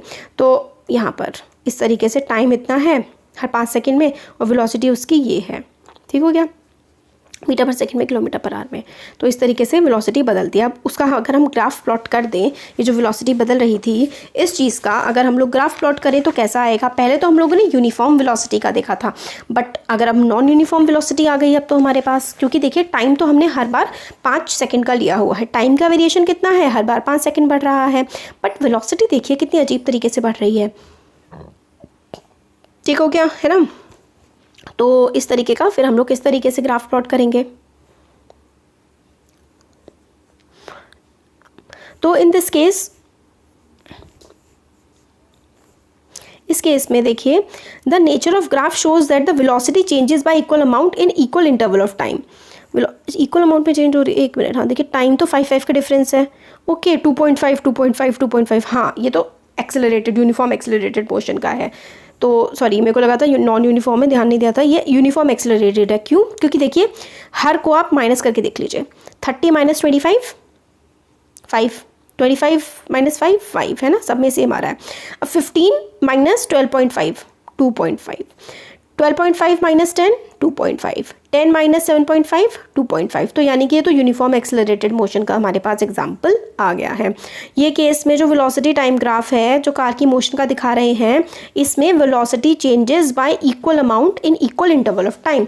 Velocity changes equal amounts in equal interval of time. Thus, for all uniformly accelerated motion, velocity time graph will be straight line. जब भी uniform accelerated motion आए ना, आपको क्या करना है, आपको एक तरफ यहाँ पे velocity, ठीक है, velocity time graph है, ऊपर velocity time हमेशा x एक्सिस पे आता है। अब इस तरीके से ग्राफ आपको ड्रॉ कर देना है। सिंपल है, बहुत सिंपल है, होपफुली आ गया होगा समझ में, ठीक है। अब आपको हमेशा जो भी शेडेड एरिया होता है उसके साथ थोड़ा चीरफाड़ करनी होती है ना। ये देखिए ये शेडेड एरिया हमारे पास बन के आ रहा है। अब हमें देखिए ये एक तो ट्रायंगल बन रहा है और एक क्या बन रहा है, एक हमारा रेक्टेंगल बन रहा है ना। एक ट्रायंगल है, एक रेक्टेंगल है। अब हम इस ट्रायंगल का एरिया निकालेंगे, इस रेक्टेंगल का एरिया निकालेंगे, उन दोनों को प्लस कर देंगे, ठीक हो गया। प्लस कर देंगे तो हमारा आंसर आ जाएगा। तो you can determine the distance moved by car from velocity time graph, ठीक है। Area under velocity time graph give the distance magnitude of displacement, ठीक है। तो ये जो शेडेड एरिया है ये हमें बता देगा कि कितना डिस्टेंस ट्रैवल किया गया है। तो ABCD जो है वो पूरा का पूरा डिस्टेंस बता देता है। तो शेडेड रीजन में एरिया ऑफ ट्राइंगल क्या होता है हमारा, एरिया ऑफ ट्राइंगल का फॉर्मूला होता है हाफ बेस, ठीक है, बेस इंटू हाइट, है ना। तो देखिए हाफ बेस इंटू हाइट और प्लस हमें क्या करना है, एरिया ऑफ रेक्टेंगल करना है। एरिया ऑफ रेक्टेंगल है AD इंटू DE। तो जब इसके दोनों के एरिया को ऐड कर देंगे आप लोग, तो आप लोगों को आराम से आंसर मिल जाएगा। अब नॉन यूनिफॉर्म एक्सेलरेटेड मोशन भी होती हैं, इसके एग्जांपल्स आपको यहाँ पे दिए हुए हैं। तो नॉन यूनिफॉर्म एक्सेलरेटेड मोशन ये रिटार्डेड मोशन है। देखिए इसमें स्पीड क्या होती जा रही है, टाइम के साथ साथ कम होती जा रही है। तो रिटार्डेड मोशन का एग्जाम्पल है, ठीक है। और यहाँ पे स्पीड बार बार टाइम के साथ बार चेंज होती जा रही है। तो ये क्या है, नॉन यूनिफॉर्मली एक्सेलरेटेड मोशन, जो इस तरीके से बार बार चेंज हो रहे हैं, तो ये नॉन यूनिफॉर्मली एक्सेलरेटेड मोशन है। ऊपर वाला क्या है, जो ये वाला है, ये वाला, इसमें क्या है हमारा, represent the motion of an object whose velocity is decreasing with time, मतलब इसकी वेलोसिटी क्या हो रही है, टाइम के साथ डिक्रीज हो रही है। और सेकंड जो था, इसकी velocity time graph non uniform variation दिखा रहा है। तो अब हमारा ये हो गया है। अब इसके नेक्स्ट वीडियो में हम लोग इक्वेशन ऑफ मोशंस देखेंगे, ये बहुत इंपॉर्टेंट है। बस फिर फाइनली चैप्टर कंप्लीट हो जाएगा। अच्छा लगा तो लाइक ज़रूर करिए, चैनल को सब्सक्राइब करिए, अपने फ्रेंड्स के साथ शेयर करिए। Thank you. Hello everyone, welcome to learner B. I am Shivani Chauhan. इस वीडियो में हम लोग देखेंगे क्लास 9th का जो साइंस का चैप्टर है मोशन, फिजिक्स का फर्स्ट चैप्टर, चैप्टर 8। इसमें हम लोग अभी लास्ट पार्ट देख रहे हैं, equation of motion. Equation of motion graphical method से किस तरीके से निकाली जा सकती हैं वो हम इसमें देखेंगे। देखिए 3 इक्वेशन ऑफ मोशन है, v = u + at, है ना, और एक है s = u + ½ AT², और एक है हमारी 2as = v² - u²। कोई नहीं, अब हम आगे इनको ही किस तरीके से ग्राफ के थ्रू हम इसको प्रूफ करेंगे वो देखेंगे। और ये तीनों इक्वेशन ऑफ मोशन बहुत ही ज़्यादा इंपॉर्टेंट है, इन पर बेस्ड काफ़ी सारे न्यूमेरिकल्स आपके आते हैं। इस चैप्टर का सबसे इंपॉर्टेंट पार्ट यही है। तो पहली इक्वेशन प्रूफ करेंगे, v = u + at, ठीक है। तो ये है equation for velocity time relation. Velocity, ये दोनों वेलोसिटी हैं, और टाइम का क्या रिलेशन है ये हमें इस वाली इक्वेशन से पता लगता है। ये जो है ये वेलोसिटी टाइम ग्राफ है। हमेशा वेलोसिटी जो है वो वाई एक्सिस पे होती है। देखिए ये जो है ना, यहाँ पर हमारी वेलोसिटी हमेशा यहाँ पर वाई एक्सिस पर होती है और टाइम हमेशा एक्स एक्सिस पर ही होता है। तो अब देख लेते हैं इक्वेशन। तो हम लोग ये देखिए यहाँ पर हमने साइड में ले रखा है, इनिशियल वेलोसिटी को हम हमेशा u से रिप्रेजेंट करते हैं। तो इनिशियल वेलोसिटी देखिए ये रही, यहाँ पर OA भी इनिशियल वेलोसिटी है, और फिर यहाँ पर देखिए सेम ही है ना, ये भी और ये चीज़ तो सेम ही होती है। तो OA या फिर AO आप कुछ भी कह सकते हैं, = DC, क्योंकि दोनों की दोनों क्या हैं, ये दोनों की दोनों u है। u का मतलब है इनिशियल वेलोसिटी। BC, अब ये देखिए ये जो पूरा है, ये तो यहाँ से लेकर यहाँ तक इनिशियल है, और यहाँ से पूरी ऊपर तक यहाँ तक ये पूरा का पूरा क्या है, BC जो है ये है v, ठीक हो गया, ये v हो गया हमारा। और ये वाला जो है कि कितना टाइम उसको लग रहा है, ये हो गया हमारा टाइम इंटरवल, ये है हमारा OC, ठीक है। अब ये देखिए ज़रा कि अगर हम लोगों को BD ये वाली चीज़ चाहिए हो, ये वाली, तो आप कैसे निकालेंगे। अगर आपको एक पूरी लाइन है, ठीक है। और आपको उस लाइन का सिर्फ इतने वाला पार्ट निकालना है और आपको ये पता है कि ये क्या है, ये सपोज करिए 8 है और यहाँ से यहाँ तक का 4 है, तो आप ये निकाल लेंगे 8 - 4 करके, तो आंसर 4 आ जाएगा, है ना। इसी तरीके से अगर आपको पता है ये ऊपर से नीचे तक पूरा का पूरा क्या है, v है, और ये इतना इतना क्या है, u है, तो आप ये वाला पार्ट निकाल लेंगे v - u करके। सही बात हो गई हमारी, बिल्कुल ठीक है। तो यहाँ से लेकर के यहाँ तक वाला पार्ट जो है इसका आंसर क्या है, v - u है। अब हम लोग क्या करेंगे, देखिए अब जैसे कि हम लोग को पता है कि ये जो v - u होता है ये चेंज इन वेलोसिटी होता है, v - u होता है चेंज इन वेलोसिटी, मतलब वेलोसिटी में कितना बदलाव आ रहा है। तो ये होती है u होती है इनिशियल वेलोसिटी और v होती है फाइनल वेलोसिटी। तो वेलोसिटी में कितना बदलाव आ रहा है वो ये होता है। अभी देखिए यहाँ पे ये क्या लिखा हुआ है, BD = BC - CD। तो यही है कि B और ये वाला BD किसके इक्वल है, BC, पूरा का पूरा BC माइनस इस CD के, ठीक है। और फिर हम लोग BC की वैल्यू अगर निकालेंगे तो BD + CD के इक्वल हो जाएगी, और BD + CD किसके इक्वल है, BD + OA। क्यों, क्योंकि जो ये CD है और जो OA है ये दोनों तो आपस में इक्वल हैं। अब देखिए BC हमने ऊपर ही देख लिया था कि V है, और OA या फिर A हो क्या है, U। तो अब हमने क्या करना है, यहाँ पर वैल्यूज़ पुट कर देनी है। तो सिंपल सा, अगर आप लोग को ये वाली चीज़ नहीं करनी है ना, ये चीज़ यूज़लेस है, अगर आप ना लिखेंगे ना तो भी कोई फ़र्क नहीं पड़ना है इससे। आपको यहाँ से इंपॉर्टेंट चीज़ आती है कि v - u जो है वो BD है, ठीक हो गया। और आपको ये सारे के सारे ये मेंशन करने पड़ेंगे, यहाँ से लेकर ये आपको पूरा बताना पड़ेगा कि इनिशियल वेलोसिटी क्या है, फाइनल वेलोसिटी क्या है, और फिर उसके बाद टाइम इंटरवल क्या है। फिर उसके बाद ये वाला ग्राफ आपको पूरा का पूरा ड्रॉ करके बताना पड़ेगा। ये बहुत ज़्यादा इंपॉर्टेंट है, क्योंकि कोई भी ऑब्जेक्ट जो है ना वो इनिशियल वेलोसिटी से यहाँ से स्टार्ट हो रहा है, वो ऊपर जा रहा है, यहाँ से यहाँ गया, फिर वो यहाँ से यहाँ ट्रैवल कर रहा है, ठीक है। तो आपको उसने कितना डिस्टेंस कवर किया है ना ये चीज़ बताने, तो डिस्टेंस कवर ना उसका ये हो जाता है पूरा का पूरा, जब वो यहाँ से स्टार्ट करके यहाँ पहुँच रहा है ना, तो इस तरीके से वो डिस्टेंस, ये पूरा डिस्टेंस कवर उसका हो जाता है। और हम लोगों को इसी के लिए इक्वेशन बनानी है, equation for the velocity time graph, ठीक है। तो ये लेबलिंग करना तो बहुत ज़्यादा ज़रूरी है। फिर आप बता देंगे कि v - u जो है वो किसके इक्वल होता है, चेंज इन वेलोसिटी के इक्वल होता है। और हमने इससे पहले वाले वीडियो में देखा था एक्सेलरेशन का फॉर्मूला। एक्सेलरेशन का फॉर्मूला होता है a = change in velocity, velocity कितनी चेंज हो रही है डिवाइडेड बाय टाइम, ठीक है। तो हम लोगों ने क्या निकाल लिया कि चेंज इन वेलोसिटी क्या है, v - u है, ठीक है, चेंज इन वेलोसिटी, और एक्सेलरेशन को हम a लेते हैं और टाइम को हम t लेते हैं।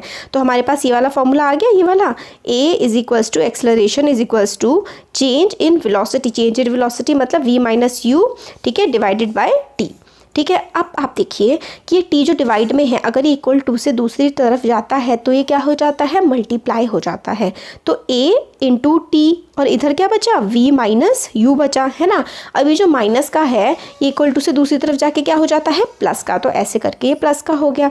अब देखिए कि at = v - u था, अब हमने इस माइनस को इधर पहुँचा दिया, -u को, तो at + u = v, या फिर अगर हम बोलें तो v = u + at।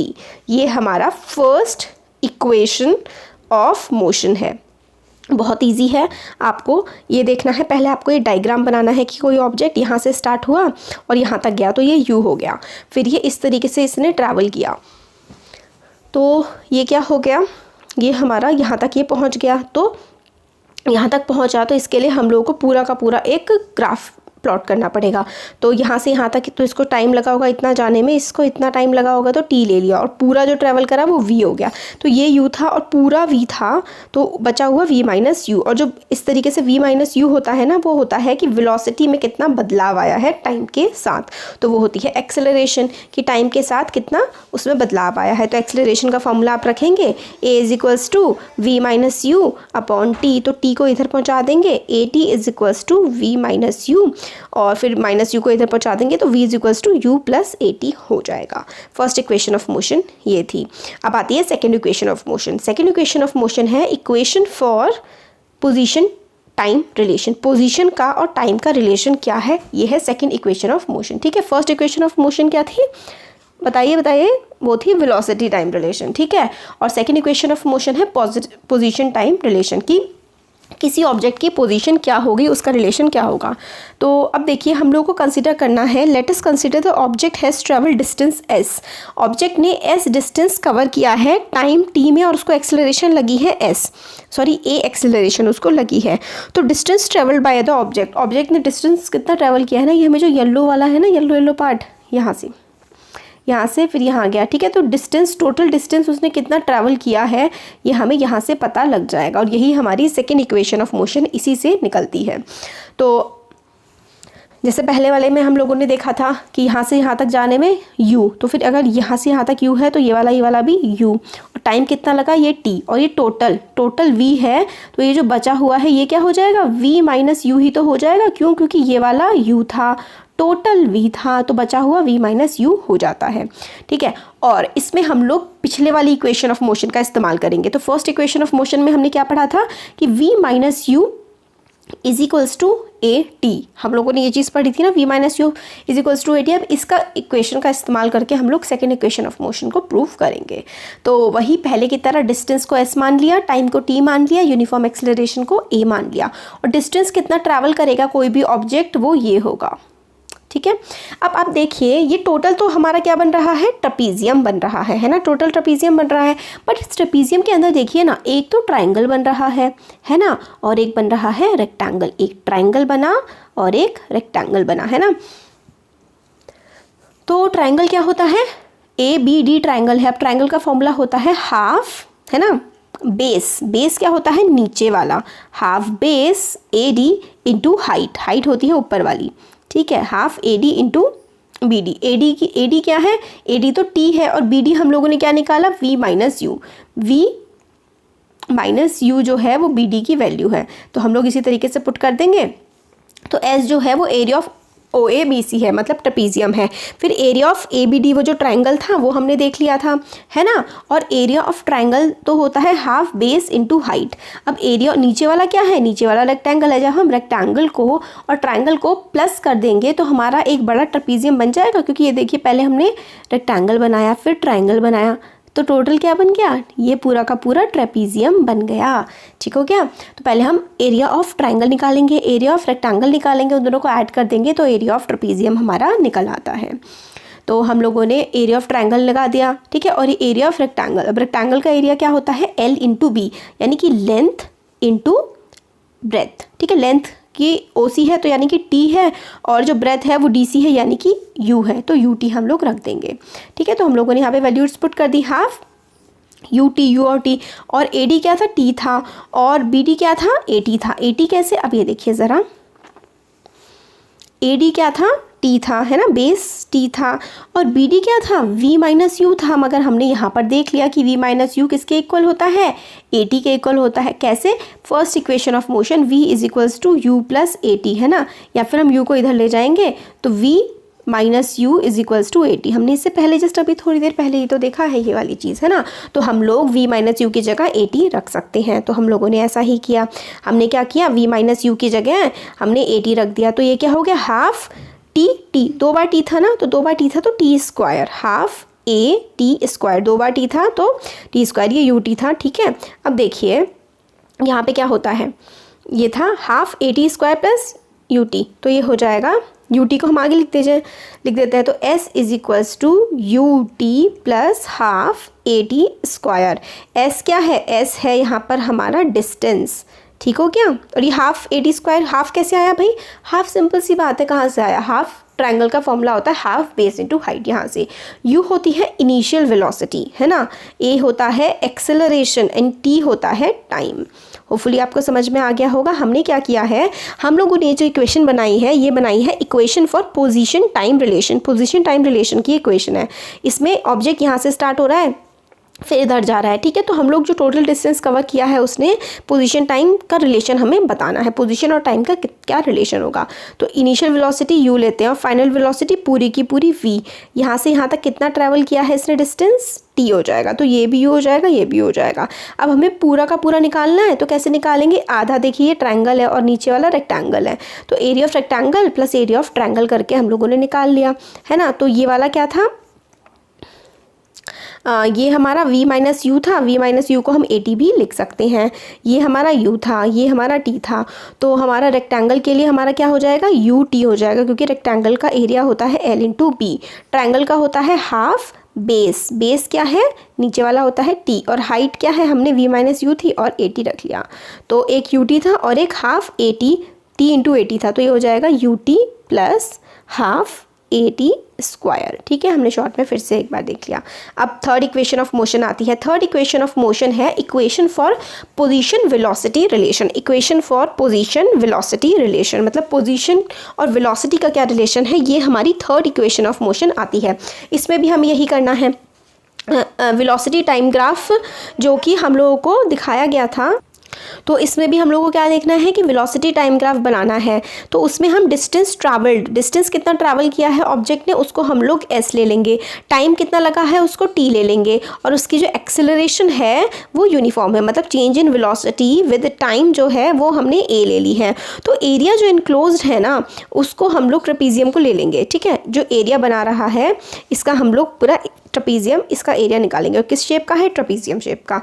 अब देखिए कि ये तो ट्रेपीजियम शेप का है, हम लोगों को यहाँ पर पोजीशन और वेलोसिटी का रिलेशन निकालना है। इससे पहले हम लोगों ने पोजीशन और टाइम का रिलेशन निकालना था, अब इसमें हमें वेलोसिटी का रिलेशन निकालना है। तो हमें सिर्फ ये बाहर बाहर वाला लेना होगा, क्योंकि हमें पोजीशन और वेलोसिटी का रिलेशन निकालना है। अब देखिए हम एरिया ऑफ ट्रेपीजियम आप लोगों को पता है ये होता है half into sum of parallel sides. ठीक है, पैरेलल साइड्स जो होती हैं उसका हम सम करते हैं। ठीक है, half into sum of parallel sides into height. ठीक है, हाइट से मल्टीप्लाई करते हैं। अब देखिए ये क्या है, ये हमारा ट्रेपीजियम है, इसकी पैरेलल साइड कौन कौन सी है, ये वाली है ना, पैरेलल साइड जो कभी मिलती नहीं है, ये है पैरेलल साइड्स। और जो पैरेलल साइड के बीच होती है ना, पैरेलल साइड के बीचों बीच जो होती है वो हाइट होती है। तो यानी कि हाइट इसकी हो गई इस ट्रेपीजियम की ये, और ये दोनों पैरेलल साइड हो गई। ठीक है, अब हम लोग फॉर्मूला लगाते हैं कि जो डिस्टेंस होता है एरिया ऑफ ट्रेपीजियम है, एरिया ऑफ ट्रेपीजियम क्या है, sum of parallel sides into height upon 2। अब पैरेलल साइड्स की वैल्यू क्या क्या है, अभी देखिए एक पैरेलल साइड ये है और एक पैरेलल साइड ये है। इस पैरेलल साइड की वैल्यू OA है, बट OA क्या है, U है, और ये क्या है, BC है, बट इसकी वैल्यू क्या है हमारे पास, V है।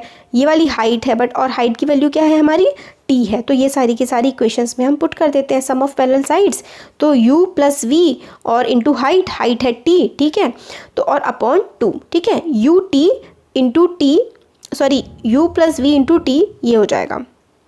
ठीक है, तो ये वाली चीज़ हमारे पास आ गई। फिर हम लोग क्या करेंगे, फ्रॉम वेलोसिटी टाइम रिलेशन, हमारी जो फर्स्ट इक्वेशन ऑफ मोशन थी यही दोनों हम सेकंड और थर्ड में इस्तेमाल करेंगे। अब हम लोग AT की जगह, यानी कि हम लोग ये जो T है ना, ये वाला जो हमारे पास T आ रहा है, इसकी जगह हम लोग ये लिख सकते हैं। देखिए क्या होता है, V minus U is equals to क्या होता है, AT होता है। अब इस T को अगर हम यहाँ से T की वैल्यू निकालें तो V minus U upon A निकल के आएगी। तो ये वाली वैल्यू हम यहाँ पे पुट कर सकते हैं, बिल्कुल कर सकते हैं। फर्स्ट इक्वेशन ऑफ मोशन की हेल्प से हम ये वाली वैल्यू T की V minus U upon A यहाँ पुट कर देंगे। तो देखिए हमने क्या करा, ये वाली from velocity time relation V minus U is equals to AT, तो T इज इक्वल्स टू ये हो जाएगी V minus U upon A। अब इस वैल्यू को हम लोग रख देंगे S is equals to U plus V into T upon half में। हम लोगों ने जो ये वाली इक्वेशन निकाली थी ना, देखिए ये वाली, यहाँ पे हम लोगों ने ये वाली इक्वेशन निकाली थी। अब हम इसमें T की जगह ये रख देंगे V minus U upon A। ठीक है, ये पुट कर देंगे। तो हम लोगों ने इस वाली इक्वेशन में यहाँ पे T की वैल्यू ये रखी, T की वैल्यू देखिए हमने ये रख दिया है। तो S is equals to U plus V, T की जगह हम लोग रख देंगे V माइनस यू। ठीक है, T की जगह हम लोग क्या रख देंगे, V माइनस यू रख देंगे अपॉन 2। ठीक है, हमने T की वैल्यू क्या निकाली थी, V minus U upon A है ना। तो इसके नीचे A रख देंगे और A 2 के साथ मल्टीप्लाई हो जाएगा, क्योंकि नीचे 2 है तो 2A हो जाएगा।